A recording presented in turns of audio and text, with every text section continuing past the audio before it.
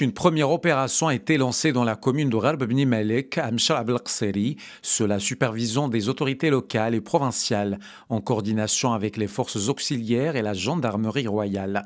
Les services préfectoraux ont assuré le transport et la sécurisation des familles vers leur douar.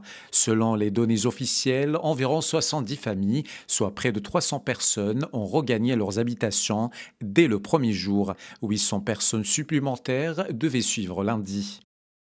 Sur place, l'émotion était palpable. Les populations se sont réjouies du retour à la maison, soulignant que femmes et enfants attendaient ce moment avec impatience. Dans leur déclaration, plusieurs habitants ont exprimé leur profonde gratitude à Sa Majesté le roi Mohammed VI, saluant la haute sollicitude royale et les mesures préventives prises pour protéger les vies et les biens, évacuation anticipée, hébergement, prise en charge et organisation du retour.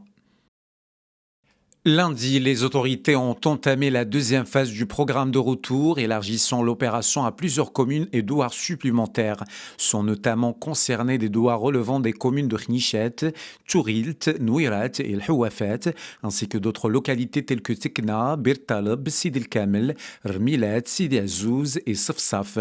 Les familles ont commencé dès les premières heures de la matinée à quitter les abris temporaires pour rejoindre leur commune d'origine dans un dispositif logistique encadré.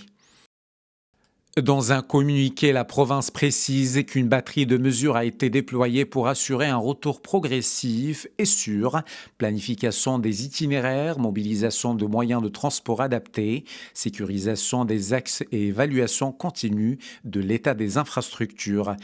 Les autres zones concernées ainsi que le calendrier des prochaines phases seront annoncés en fonction de l'évolution des indicateurs sur le terrain, notamment l'état des voiries et des équipements.